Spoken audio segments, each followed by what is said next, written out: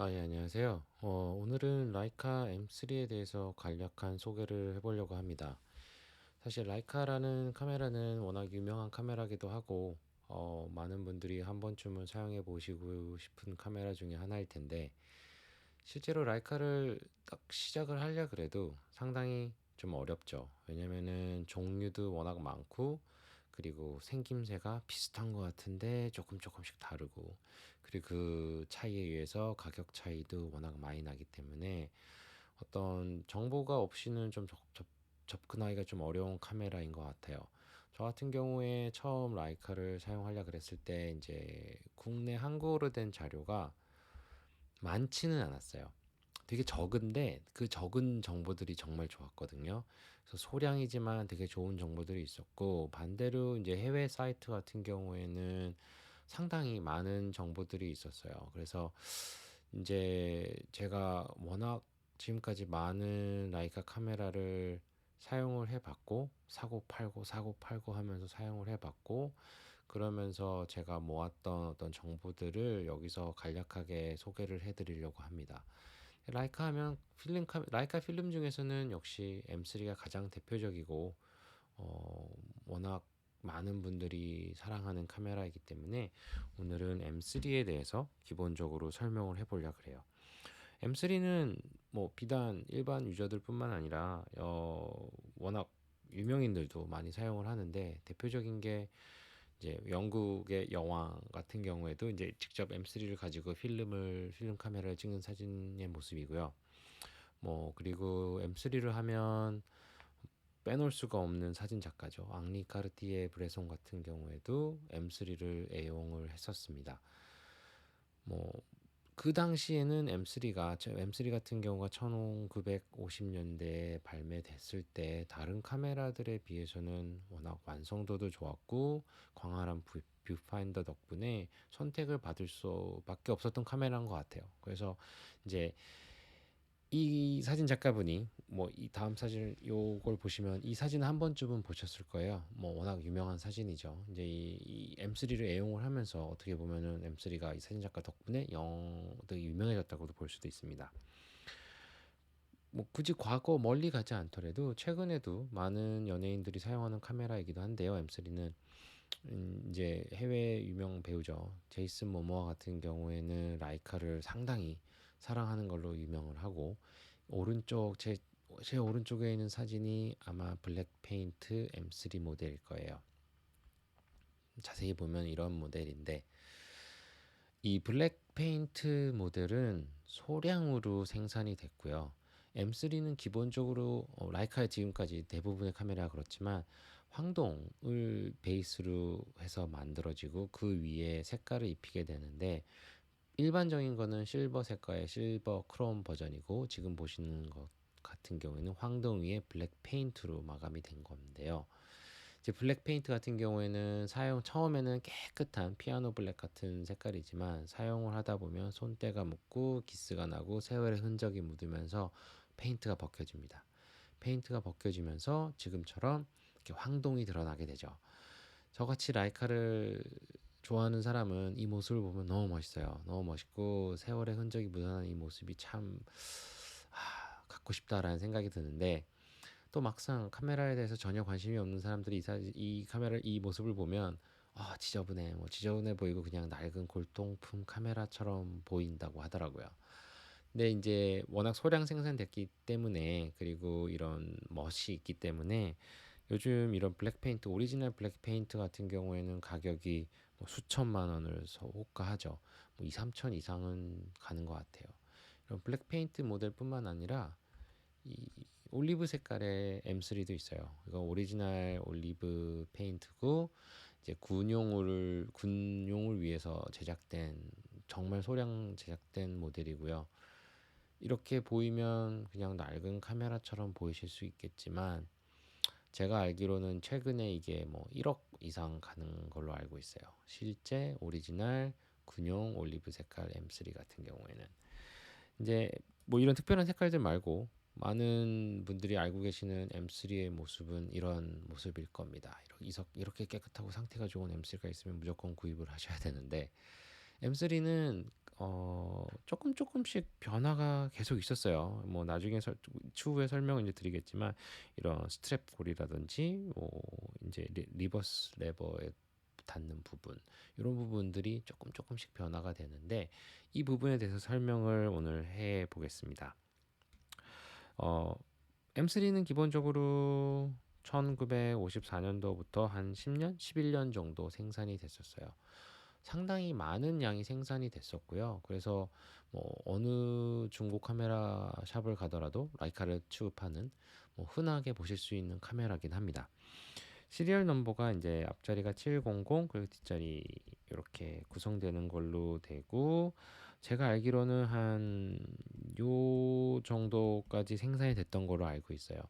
제가 시리얼 번호를 왜 말씀드리냐면 라이카는 이 M3 같은 경우에는 시리얼 번호에 따라서 외형적이거나 또는 이 셔터의 작동이 바뀌어요. 그래서 오늘은 이 시리얼에 따라서 어떻게 변화됐나를 설명을 드릴 거고요. 실제로 중고 카메라를 구입하실 때 항상 M3 옆에는 몇 번대다라는 설명을 같이 할 겁니다. 그렇지 않으면은 약간 판매자가 라이카에 대해서 많이 알지 못한다고 볼 수도 있을 텐데 어떤 변화가 있냐면 초기에는 차차한 변화가 있다가 이 800번대로 들어서면서 셔터 다이얼이 유럽형에서 이제 미국형으로 바뀝니다. 이게 어떤 변화가 있냐면 초기형에는 지금 보시는 셔터 다이얼이에요. 뭐 사실 특별히 뭐 외형이 크게 많이 바뀌는 건 아니고 요 수치가 1, 2, 5, 10, 25, 50, 100, 250 이런 식으로 뛰게 되는데 850번대 이후 저는 850번대라 부르거든요. 이 뒤로 넘어가서는 아메리칸 미국식 다이얼로 바뀌게 됩니다. 그러면 이제 50, 100 이렇게 뛰는 게 아니라 15, 30, 60, 125로 변형이 되죠. 하고 가운데 여기 플래시 마크도 들어가게 되고요. 실사용을 하시는 데는 전혀 문제가 없습니다. 뭐 외형적인 변화지 실사용 하시는데 셔터 100이 없어져서 사용하는데 불편하고 그런 거는 없고요. 큰 변화는 없고 사실 더 큰 실사용에 있어서 가장 큰 변화는 915 그리고 215 정도부터 큰 변화가 일어납니다. 제가 시리얼 번호를 정확하게 말씀드릴 수 없는 게 라이카에서 이거를 어떤 공식적인 문서로 몇 번 시리얼부터는 이렇게 바뀝니다라고 정리된 게 없어요. 그 시절에는 점차적으로 변화했던 것 같아요. 뭐 이 시기쯤 됐을 때 부품이 떨어져서 뭐 다른 부품을 사용하기 시작했다든지 뭐 약간 남아있던 재고가 추후에 나타나기도 하고 그래서 시리얼에 따라서 칼같이 변하지는 않고요. 대략적으로 많은 사람들이 생각하는 게 이 915, 2로 요 때부터 셔터가 더블 스트로크에서 싱글 스트로크로 바뀌게 됩니다. 이게 어떤 거냐면 필름 카메라 같은 경우에는 이건 제가 가지고 있는 카메라인데요. 사진을 찍을 때 사진을 셔터를 누르고 나면 필름을 한번 전진을 시켜주고 그래야 다음번 샷을 날릴 수 있거든요. 근데 이제 915 이전에는 이전의 M3는 사진을 찍으려면 한 번, 두 번을 해야 셔터를 날릴 수가 있었어요. 근데 이제 915 이후 시리얼부터는 한 번만 하고도 사진을 찍을 수 있게 되었죠. 이 더블 스트로크는 사실 M3 이 초기 M3에만 존재하는 이제 셔터 방식이고 상당히 M3만의 특징이기도 합니다. 필름을 장전을 시킬 때 한 번에 넘기는 게 아니라 반씩 끊어서 넘기기 때문에 좀 더 부드럽다, 좀 더 안정적이다라고 말하시는 분들도 계시고, 뭐 막상 써보셨더니 불편하다고 말씀하시는 분들도 계시긴 해요. 저 같은 경우에는 후자인데 M3만 사용을 하신다면 이제 라이카의 필름 카메라를 더블 스트로크가 익숙해져서 사용하시는데 전혀 불편이 없겠죠. 실제로 두 번 나눠서 하기 때문에 한 번만 감고 돌아다니다가 다음번 사진을 찍기 전에 한 번 더 해서 어떻게 일종의 이제 셔터락 기능으로도 사용할 수 있고요. 장점도 있지만 저 같은 경우는 이제 M3뿐만 아니라 다른 필름 카메라도 있었기 때문에, 다른 필름 카메라는 전부 다 싱글 스트로크이기 때문에 거기에 익숙해서 그런지 더블 스트로크가 조금 자연스럽게 되지가 않더라고요. 찍으려고 봤더니 한 번 더 넘겨야 돼 이런 상황도 발생을 했었고, 뭐 저의 개인적인 경험이었고요. 뭐 실제로 M3를 아직 한 번도 사용을 안 해보셨고 한 번쯤은 사용해 보고 싶다 싶으시면 이 M3만의 특징인 더블 스트로크를 사용하시는 것도 저는 좋은 선택이라고 보여집니다. 그 다음에 이게 사실 이 더블 스트로크냐 싱글 스트로크가 M3의 어떤 그 세대를 나누는 중요한 기준이긴 합니다. 그래서 보통 M3를 구할 때 몇 번 시리얼 때 더블 스트로크다, 몇 번 시리얼 때 싱글 스트로크다 이런 말들을 꼭 하게 되죠. 그 다음 외형적으로 큰 변화가 생기는데요. 뭐 크다고 보면 클 수가 있죠. 106 정도의 시리얼이 되면서 스트랩의 모양이 바뀝니다. 이 전 모델들은 전부 다 이런 식의 모양이었어요. 아까 제일 처음 보셨던 화면에도 이런 모양인데, 도그 이어라고도 말하기도 하고, 이제 부처님의 귀를 닮아서 부다 이어라고도 말을 하는데, M3에만 역시 존재했던 스트랩 고리의 모양이에요. 근데 이 뒤로 넘어가게 되면은 이제 후기형, 이 뒤로 가게 되면은 스트랩 고리 형식이 이렇게 원형으로 바뀌게 됩니다. 이 뒤에 나오는 제작되는 모든 일반 라이카의 필름 카메라들은 이 일반 원형 스트랩 고리를 하고 있어요. 그래서 이게 어떻게 보면은 외형적으로 큰 변화고, 많은 분들이 도그 이어를 선호하시긴 합니다. 사실 저 역시 기왕이면 도그 이어를 선호하는 편이고요. 음. 라이카는 뭐 외형적으로 또 있겠지만 사실 M3가 가지는 가장 큰 특징은 뭐 도그 이어라든지 더블 스트로크 이외에도 제 생각에는 가장 중요한 거는 뷰파인더인 것 같아요.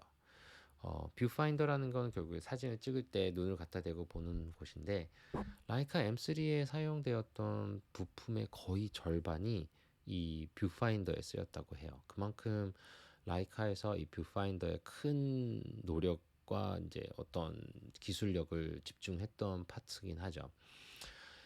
보시는 화면이 M3를 사실 실제로 찍을 때 뷰파인더 안의 모습인데, 이렇게 이제 프레임 라인이 보입니다. M3는 0.92 배율을 가지고 있어요. 상당히 고배율입니다. 근데 1이라 그러면은 사람이 육안으로 볼 때랑 똑같은 인 거고, 0.92는 1보다는 조금 더 작게 보이죠. 근데 실제로 사진을 찍을 때는 거의 카메라를 눈 옆에 이렇게 들고 양쪽 눈을 떠도 크게 이질감이 안 느껴질 정도로 가깝게 보이게 되죠. 프레임 라인이 50mm, 90mm, 135mm를 지원을 합니다. 이 말이 무엇이냐면 배율도 고배율이고 0.92로 그렇기 때문에 사실 50mm 이상의 렌즈를 사용하실 때는 너무나 쾌적하고 사용하기 편한 게 M3예요. 근데 이거를 반대로 이해를 하면 50mm보다 광각으로 가게 되면 M3는 사용을 하기가 조금 불편합니다. 특히 뭐 많이들 사용하시게 되는 35mm 같은 경우에는 M3는 프레임 라인을 지원을 하지 않죠. 그래서 35mm를 M3에 사용할 때는 조금 불편합니다. 35mm는 이 정도가 바깥에가 찍힌다는 얘기예요. 사진을 찍을 때 이 바깥 부분이 보이지가 않기 때문에 어떻게 찍힐지 불편을 하죠. 그래서 그 당시에 이 고배율의 M3를 제품을 내놨을 때 많은 사진 유저들이 35mm를 찍고 싶은데 35mm를 어떻게 해야 돼? 라고 해서 라이카가 제시했던 해결책은 렌즈에다가 그 앞에다가 안경을 달았어요. 근데 뭐 요 부분인데요. 이제 아이라고도 하고 고글이라고 부르기도 하고 뭐 안경이라고도 하고 이제 여러 가지로 불리는데, 이거를 달게 되면 그 뷰파인더가 조금 더 작게 보이면 35mm의 프레임을 볼 수가 있게 돼요. 이 화면에 있는 렌즈는 상당히 희귀하고 많은 분들이 이쁘다고 말하는 35mm 주미륵스 1세대 렌즈고요. 별명은 스틸림이라고 불리죠. 음, 아이가 달리고 안 달리고에 따라서 물론 아이가 달리면 35mm를 M3에서 사용할 수 있습니다. 그리고 이 아이가 달린 렌즈도 뭐 다른 일반 필름 카메라에서 사용할 수 있어요. 뭐 화면이 조금 더 작아지긴 하지만 어, 아이가 달려 있기 때문에 아이가 없는 동일한 렌즈에 비해서 사실 중고 가격은 좀 더 낮아요. 왜냐면 조금 크고 부피가 있기 때문에 하지만 저는 이 아이 달린 게 클래식하기도 하고 좀 귀여워 보이기도 해서 사실 특별히 싫어하거나 뭐 그렇진 않습니다. 라이카 M3는 필름 장전 방식이 최근에 생산되는 MP나 그 이후 뭐 M5, M4 이후에서 사용되는 뭐 그 패스트 로딩 방식을 사용하고 있지는 않고 지금 보시는 것처럼 이 합판을 열게 되면 요 파츠가 완전 빠지게 돼요. 완전 빠지게 된다면 여기에다가 직접 필름을 연결을 꽂아 주셔야 돼요. 꽂은 다음에 다시 이 안에 넣게 되는 게 필름 로딩 방식이죠. M2R이라는 제품부터 패스트 로딩이 쓰이고 M4에서도 패스트 로딩 방식이 쓰이는데 패스트 로딩이라는 거는 이 부분이 빠지지 않고 고정이 돼 있어요. 이 안에 이렇게 꽃 모양 같은 게 있어서 직접 필름을 쭉 넣어서 그냥 꽂아만 주고 뚜껑을 닫고 돌리게 되면 필름이 장전이 됩니다. 훨씬 더 빠르고 간편하죠. 그래서 M3를 사용하실 때는 필름 뭐 익숙해지면 사실 크게 어렵진 않았어요. 저도 처음에 약간 걱정을 했었는데 막상 사용을 해보면 뭐 크게 어렵지는 않았고 하지만 앞에 테이블이나 데스크가 있어야지 하더라고요. 저는 뭐 맨손 길거리에서 선체로 하기에는 조금 어려웠던 거는 없지 않아 있습니다. 네. 음, M3는 사실 여러 가지 의미를 가지고 있어요. 라이카 역사에서 워낙 라이카를 유명하게 만들었던 제품이긴 하고 이 렌즈가 결합되는 부분이 이제 M 마운트라고 불리는데 처음으로 M 마운트가 사용된 카메라기도 하고요. 어 그래서 많은 분들이 또 외형적으로도 상당히 예쁘다라고 평가하는 모델이기도 하고요. 특징적으로 이렇게 이런 부분이 약간 튀어나와 높게 올라와 있죠. 이런 뷰파인더 부분은 이런 게 M3의 특징이고 이 외형적인 특징 때문인지 아니면은 라이카 역사에서 가지는 의미 때문인지 모르겠지만 M3 디자인을 오마주한 기념 제품들이 많이 나와요. 지금 보시는 화면은 딱 보시면은 두 카메라의 차이를 잘 모르실 수도 있어요. 딱 보니까 둘 다 도구 이어고 디자인적으로도 똑같은 것 같은데 뭐가 다르지? 라고 보게 되면 이 부분이 다를 겁니다. 아리께 M3고요. M3 같은 경우에는 이제 셀프 타이머가 여기에 자리를 잡고 있고 위에 있는 제품은 MP3라는 한정판 에디션이었는데 여기는 셀프 타이머 대신에 배터리가 들어가죠. 배터리가 들어가는 이유가 뭐냐면은 M3는 노출계가 없어요. 노출계가 없다는 말은 실제 사진을 찍을 때 본인이 노출을 봐서 빛의 양, 광량을 봐서 셔터 스피드나 조리개 값을 조절을 해 주셔야 돼요. 뭐 그 뒤 M5 이후부터는 이제 노출계를 달고 나오면서 배터리가 들어가게 되는 거죠. 노출계가 없는 카메라를 아직 한 번도 사용을 안 해보셨던 분이라면 상당히 부담이 되는 요소긴 해요. 노출계 없이 내가 사진을 찍을 수 있을까? 필름 값도 비싼데 괜히 필름을 날리게 되지 않을까? 이런 걱정이 되실 텐데 노출계가 없는 카메라를 쓸 때 제가 느끼는 팁은 한 세 가지 정도의 어떤 팁이 있는 것 같아요. 첫 번째는 그냥 외장 노출계를 다루셔도 돼요.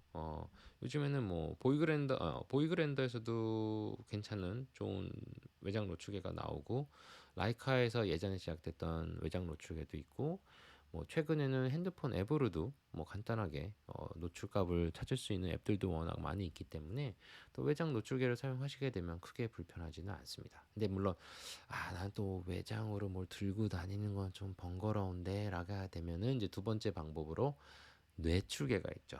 뇌출계. 그러니까 직접 어떤 기계를 의지하는 게 아니라 본인의 계산을 통해서 노출값을 잡는 건데, 뭐 써니 16이라는 룰이 있잖아요. 뭐 엄청 밝을 때 노출값을 이렇게 잡고 ISO를 200에 잡고 이렇게 하는 써니 16이라는 룰을 익숙해서 좀 배워서 그거를 하는 건데, 저 같은 경우에도 내출계로 사진을 찍었었어요. 사진을 찍었었는데 처음에는 되게 부담스럽습니다. 처음에는 필름을 다 날릴 것 같고 제대로 계산했는지 확인할 길도 없고 좀 스트레스를 받죠.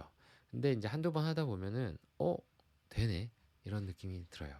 그래서 좀 재밌어집니다. 이제 재밌어지고 익숙해지게 되면 실제로 노출계가 있는 필름 카메라를 사용할 때보다 더 빨리 찍게 돼요.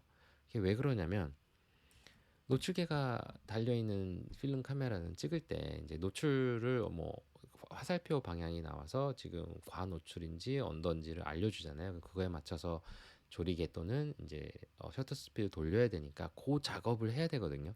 카메라가 알려주는 신호를 판단을 해서 작업 반응을 해줘야 되니까. 근데 이제 뇌출계를 쓰게 되면 뭐 그런 게 없으니까 본인이 이미 판단을 한 거잖아요. 지금 이 정도? 뭐 그러면은 이 값을 놓고 찍어야 돼. 이렇게 되기 때문에 뭐 더 이상 조정이 없이 바로 찍는 거죠. 그리고 또 하나의 장점이라고 할 수 있는 건 조금 더 카메라 사진을 촬영하는 거에 조금 더 본인이 관여하는 느낌이 생겨요. 어떤 말이냐면 이제 노출계가 없다 보니까 본인이 계속 빛의 상황을 좀 체크를 하게 됩니다. 지금 날씨가 흐려지네. 구름이 빛을 가리네. 그러면은 조금 내가 조리개를 더 밝게 세팅을 미리 해놓는다든지 이런 느낌이 생기면서 약간 재미도 있는 부분이 있어요.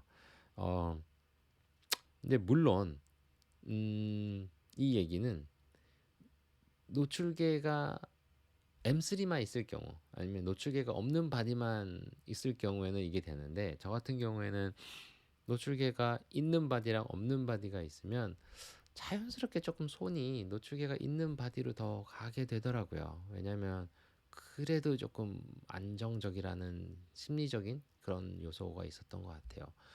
뭐 그래도 M3를 사용하실 때는 어쩔 수 없이 이제 노출계가 없기 때문에 적응을 하셔야 되는데, 또 하나의 세 번째 팁은 뭐냐면 물론 외장 노출계 사용하실 수도 있고 본인이 살짝 노출값을 잡는 방법을 배워서 내출계로 하실 수도 있고, 또 하나는 흑백 전용으로 사용하시는 것도 하나의 방법이긴 해요. 그게 무슨 말이냐면 흑백 필름들은 워낙 관용도가 컬러에 비해서 뭐 특히 뭐 포지티브 필름들에 비해서는 훨씬 관용도가 좋기 때문에 노출을 좀 잘못 잡더라도 필름이 잘 알아서 소화를 해주고 막상 현상하면 뭐 그럴 그 언더 또는 오버의 맛을 그래도 살려줘요. 그래서 흑백으로 사용하시면 또 않는 것 같아요. 네. 뭐 MP3뿐만 아니라 뭐 이게 제가 생각하는 라이카의 한정판 중에서는 끝판왕이 아닐까라는 생각하는 건데, M3J라는 제품인데 뭐 오리지널 블랙 페인트고 부다이어고 노출계도 달려 있고 M3, 이 사진에서는 잘 안 보이지만 M3 같은 외형을 다 가지고 있어요. 뭐 이거 같은 경우에는 200대? 전 세계 200대 정도 생산이 됐는데, 얼마 후 1월 9일인가 일본에 있는 유명한 기타무라라는 라이카 샵에서 이거랑 이제 라이카 비트랑 같이 해가지고 세트로 판매를 할 예정이라고 하더라고요. 뭐 한 2, 3년 전만 해도 그래도 어금니 꽉 깨물고 사고 싶다 내가 하면 살 수 있겠었는데, 뭐 이제는 이번에 판매되는 가격이 5천만 원을 넘을 거라고 하더라고요. 근데 더 놀라운 거는 뭐 가격이 어찌 되던 나는 무조건 사겠다라고 줄을 서는 사람들이 꽤 많다고 해요. 뭐 이제 제 손에 들어올 수 없는 바디가 되었죠. 네, 이렇게 M3에 대해서 간략하게 제가 아는 한에서 설명을 드려봤습니다. 라이카 필름을 사용하고 싶으시다면 M3는 경험상이라도 한 번쯤은 사용해 보시기를 전 추천드리고요. 한번 하시고 다시 판매를 하셔도 사실 큰 손해를 보는 제품은 아니에요. 워낙 오래된 카메라이기 때문에 이미 가격이 어느 정도 됐었죠.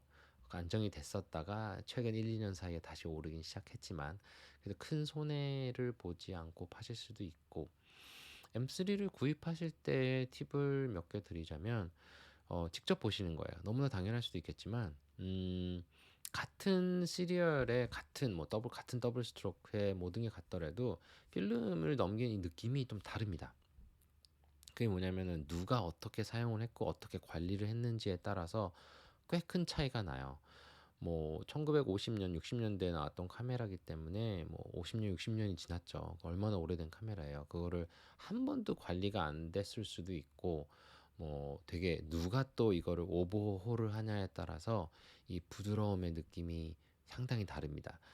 유명한 일본에 있는 뭐 칸토 카메라든지 아니면 국내에 있는 어떤 중앙 카메라, 뭐 많은 분들이 많은 전문 샵에서 오버홀을 하긴 하는데, 누가 어떻게 했냐에 따라서 이 필름 이 레버의 느낌도 상당히 다르고요. 그리고 또 중요한 거는 아까 말씀드렸듯이 M3의 생명은 뷰파인더거든요. 이 0.92 배율의 91 배율의 뷰파인더가 워낙 매력적이기 때문에, 특히 50mm 화각을 사랑하시는 분이라면 어 사실 M3만한 필름 카메라는 또 없거든요. 그래서 뷰파인더가 좀 열화가 돼요. 시간이 워낙 오래 지나면 이 헤이즈라 그러죠. 약간 뿌옇게 변하는 것도 있고 먼지가 들어가 있는 경우도 있고, 뭐 먼지는 그나마 다행이고요. 발삼이라 그래서 그냥 깨진 것처럼 보이는 경우도 있고, 좀 흐릿해지는 경우도 있고. 그래서 M3 같은 경우에는 직접 신품 MP를 구입하신다 그러면 뭐 온라인으로 구입하셔도 큰 문제가 없겠지만, 5, 60년 이상 된 M3를 구입하신다면 가급적이면 직접 가서 만져보셔서 필름 레버 넘겨보시고 뷰파인더도 확인해 보시고, 그리고 이제 더블 스트로크를 더 선호하시는지 싱글 스트로크를 더 선호하시는지, 도그 이어를 봤더니 난 별 의미가 없는 것 같아, 원형도 괜찮은 것 같아, 그러면은 굳이 그 전 시리얼을 도그 이어 960 이전 시리얼을 굳이 찾으실 필요가 없으실 수도 있고, 그래서 직접 만져보시고 구입하시기를 추천드리고요. 음, 가격적으로는 특별한 에디션이 아니라면, 특별한 에디션이 아까 보여드렸던 특별한 색깔 아니면 특별하게 제작된 것들 아니면은 완전 초창기 700으로 시작하는 애들은 가격이 상당히 나갑니다. 그리고 반대로 1158 해가지고 완전 끝자리 마지막 배치 애들도 상당히 비싸고요. 그렇지 않은 일반적인 애들이라면 상태가 조금 애매하다 싶으면 한 150 정도부터 요즘은 시작을 하는 것 같아요.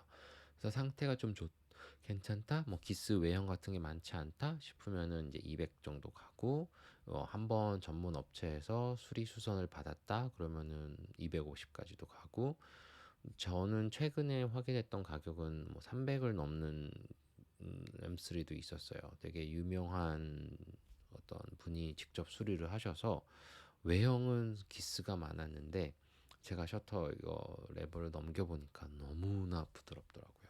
너무나 느낌이 좋긴 좋았어요. 그래서 이제 그분의 손을 거쳐서 한번 이렇게 수리 수선이 돼서 그런지 조금 더 프리미엄이 붙어 있던 제품도 있고, 어, 네, 그렇습니다. 라이카의 가장 대표적인 M3에 대해서 한번 오늘 알아봤고요. 도움이 되셨으면 좋겠습니다. 감사합니다.